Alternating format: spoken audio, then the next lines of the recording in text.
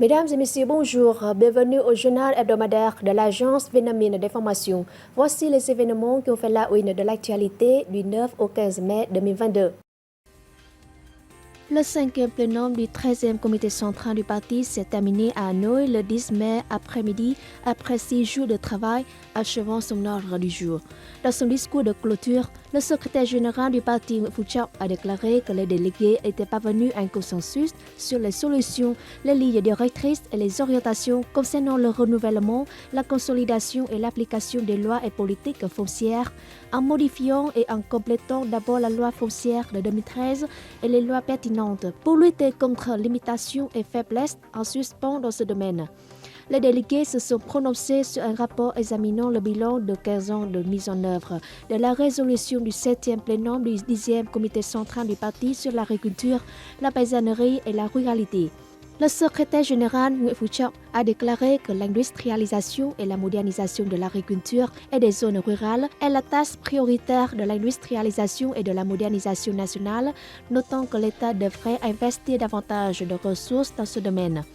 Les délégués ont également examiné le bilan de 20 ans de mise en œuvre de la résolution du 5e plénum du 9e comité central du parti sur la poursuite de la réforme, du développement et de l'amélioration de l'efficacité de l'économie collective. À cet égard, le chef du parti a indiqué qu'une plus grande attention devrait être accordée à la réforme, au développement et à l'amélioration de l'efficacité de l'économie collective, avec les coopératives jouant un rôle clé.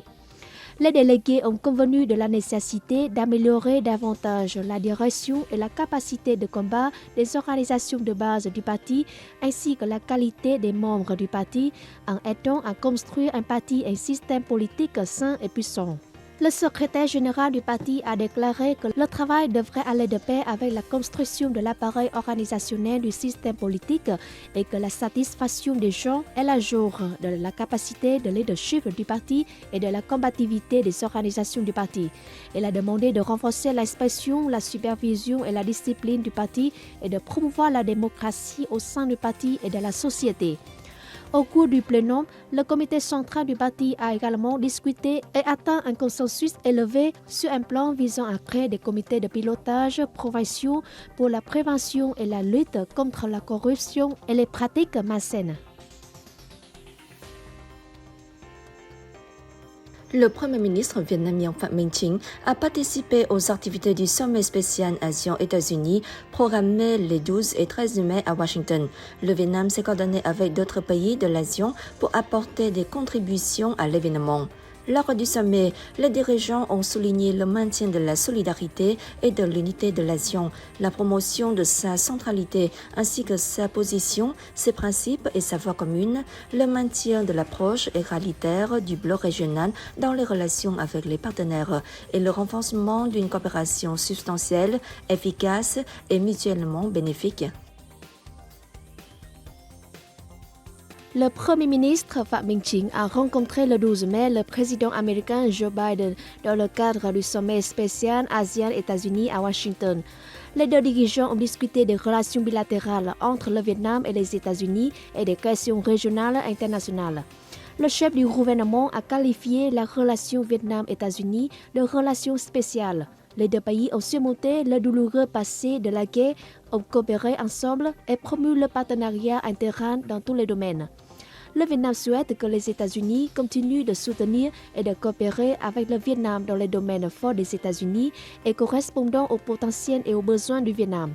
Ces domaines comprennent la prévention et le contrôle des maladies, la transformation numérique, le développement d'une économie verte, la diversification des chaînes d'approvisionnement, la transition énergétique, la lutte contre le changement climatique, la formation des ressources humaines. Le président Joe Biden a déclaré qu'il a toujours beaucoup de sentiments pour le Vietnam et son peuple. Il a affirmé que les États-Unis feront de leur mieux pour accroître le soutien au Vietnam et aux pays de la région dans le domaine de la prévention et du contrôle des maladies. Discutant des questions régionales et internationales d'intérêt commun, le président Joe Biden s'est mis d'accord avec le Premier ministre Phạm Minh Chính sur le respect de l'indépendance, de la souveraineté, de l'intégrité territoriale et des institutions politiques entre les États, le non-recours à la force, le règlement pacifique des différends sur la base du droit international et de la Charte des Nations Unies, l'assurance du maintien de la liberté de navigation et de survol conformément à la Convention des Nations Unies sur le droit de la mer de 1982. À cette occasion, le Premier ministre a transmis les invitations du secrétaire général du parti Nguyễn Phú Trọng et du président Nguyễn Xuân Phúc au président Joe Biden pour une visite au Vietnam. Le président Joe Biden a remercié et fait savoir qu'il va se rendre au Vietnam à un moment qui conviendra aux deux parties.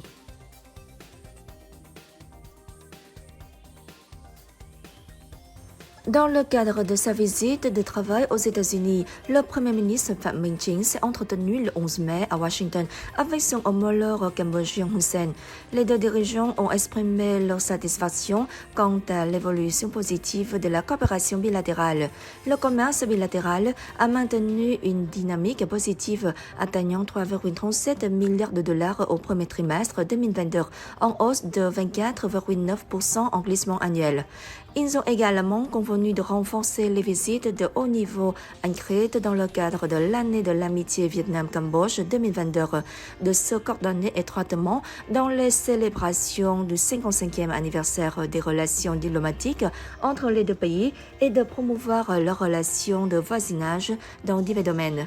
Au cours de son séjour aux États-Unis, le Premier ministre Phạm Minh Chính a rencontré le 12 mai à Washington son homologue singapourien Lee Hsien Loong. Les deux dirigeants ont fait remarquer que l'économie est un pilier majeur du partenariat Vietnam-Singapour qui est en bonne voie. Ils ont convenu de multiplier les visites mutuelles et de poursuivre les programmes de coopération et de redressement socio-économique. Les deux premiers ministres ont décidé de se focaliser sur l'économie numérique, verte et circulaire, d'étendre les parcs industriels Vietnam-Singapour et de tirer ensemble profit des accords de libre-échange importants, dont l'accord de partenariat transpacifique global et progressiste et l'accord de partenariat économique global régional.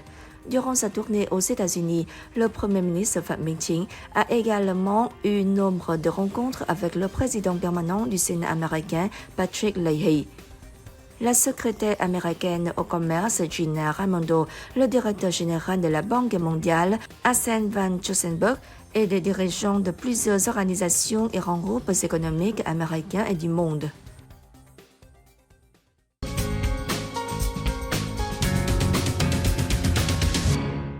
Le gouvernement a adopté un programme d'action pour mettre en œuvre la résolution de l'Assemblée nationale sur le plan de restructuration économique pour la période 2021-2025.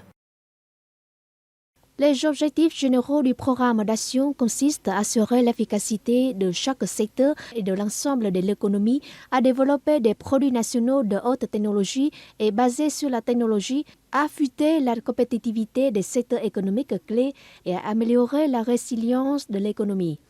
Le programme vise à augmenter le taux de croissance de la productivité du travail de plus de 6,5% par an. D'ici 2025, l'écart de compétitivité nationale avec 4 pays de l'ASEAN, Indonésie, Malaisie, Thaïlande et Philippines sera réduit, notamment en termes d'institutions, d'infrastructures et de main-d'œuvre. Le programme d'action vise également à avoir 1,5 million d'entreprises, dont 60 000 à 70 000 moyennes et grandes entreprises. Le secteur privé devrait représenter 55% du PIB. Le gouvernement s'efforcera de porter le nombre de coopératives à 35 000 d'ici 2025, dont plus de 3 000 coopératives appliqueront la haute technologie et 50% des coopératives établiront une connectivité avec les entreprises dans les chaînes de valeur. La croissance économique du Vietnam au premier trimestre 2022 a été consolidée grâce à la solide performance du secteur manufacturier orienté vers l'exportation et de la reprise du secteur des services, selon le rapport Vietnam Macro Monitoring récemment publié par la Banque mondiale. Le PIB a augmenté de 5% en glissement annuel au premier trimestre 2022, ce qui est comparable au taux de croissance du quatrième trimestre 2021, mais toujours inférieur de 2 points de pourcentage à son niveau d'avant la pandémie. Les secteurs de l'industrie et de la construction et des services ont respectivement augmenté de 6,4% et de 4,6% en glissement annuel, contribuant à hauteur de 4,3 points de pourcentage à la croissance trimestrielle du PIB. La balance commerciale des marchandises a affiché un excédent de 1,4 milliard de dollars en mars, tandis que les investissements directs étrangers enregistrés et décaissés sont restés stables dans un contexte d'incertitude mondiale liée au conflit russe-ukrainien. À court terme, selon la Banque mondiale, une intervention politique ciblée pour atténuer l'impact des hausses de prix sur la population en général et en particulier sur les plus vulnérables est recommandée. À moyen terme, d'autres mesures comprendraient un système de protection sociale plus ciblé, efficace et réactif qui contribuerait à renforcer la résilience aux chocs dans l'économie. Les autorités devraient également envisager des réformes structurelles pour accroître la productivité de l'économie et l'offre globale.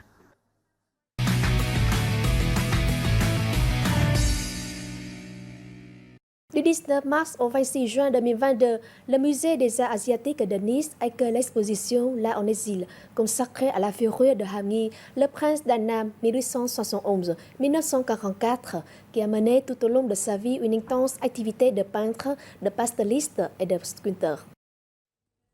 L'empereur qui résista à l'instauration du protectorat français en Indochine, contraint à l'exil à Alger par les autorités françaises à l'âge de 18 ans, choisit de consacrer sa vie à l'art. Il se lia d'amitié avec Auguste Rodin et Judith Rottier, côtoya les milieux artistiques et intellectuels de son époque. Son œuvre fut fortement influencée par l'impressionnisme, le post-impressionnisme, Paul Roruin et Auguste Rodin. Cette exposition réunit pour la première fois plus de 150 œuvres, objets et documents issus de collections privées et de musées parisiens, relatant des pages de l'histoire et de l'histoire de l'art méconnu du public français. À travers cette première biographie de cet artiste singulier, de ce personnage historique au destin hors du commun, l'arrière-petite-fille de l'empereur, Amandine Daba, croise le point de vue officiel et politique de la France avec celui intime du prince de sa propre vie. Son œuvre, conservée dans des collections particulières, très peu exposée, est étudiée ici pour la première fois. La mise au jour récente d'une grande partie de sa correspondance privée vient éclairer ce pan de l'histoire coloniale de la France. 19 ans après les 22e Jeux d'Asie du Sud-Est, le Vietnam accueille la 31e édition de cet événement biennal lors d'une superbe cérémonie d'ouverture dans la soirée du 12 mai à Hanoï. Les athlètes rateront un souvenir inoubliable de ces moments partagés dans une explosion de couleurs et de musique. Les 31e Jeux d'Asie du Sud-Est, prévus pour la fin de 2021, mais retardés par le coronavirus, ont officiellement débuté le 12 mai à Hanoï sur le thème « Pour une Asie du Sud-Est plus forte ». Dans l'écran du Stade national de Mỹ Đình, le spectacle majestueux avait un millier de figurants, danseurs et acrobates, met en avant l'hospitalité vietnamienne, la force de l'Asie du Sud-Est et le rayonnement de l'Asie du Sud-Est. Un mélange de tableaux de danse modernes et d'images utilisant la technologie de projection cartographique 3D raconte dans le son du vol de l'oiseau mythologique l'arc sur les tambours de Domson les 30 éditions passées des Jeux jusqu'au Sirène 31. Au paroxysme des émotions s'élève lentement dans les airs le dragon sacré, rappel d'une légende des miracles de la terre sacrée de Thăng Long Hanoï, principale ville hôte du plus grand événement sportif régional. Mais le stade a très vite été chamboulé par des centaines de bambous verdoyants, âpres, chers et omniprésents qui est imprégné de l'âme, du caractère et de la ronde d'âme du peuple vietnamien. Les danseuses vêtues de áo dài, tunique traditionnelle du Vietnam, déploient leur splendeur au son harmonieux de la monocorde. Un spectacle dansé envoûtant qui épouse le travail des corps avec l'image des lotus en fleurs pour une expérience esthétique et spirituelle. Puis, les 11 délégations sportives entrent tour à tour dans le stade. C'est la parade des athlètes fièrement emmenés par leurs porte-drapeaux respectifs, suivi du lever des drapeaux des sirènes et de l'Asion et de l'embrassement de la vasque. Le président de la République, Nguyen Xuan Phuc, déclare que les Jeux ouverts en présence du président de l'Assemblée nationale, Vương Đình Huệ, du président du Parlement de Singapour, Tan Chuan Jin, et d'autres invités internationaux. La cérémonie s'achève par des feux d'artifice qui lancent la quinzaine de compétitions sportives.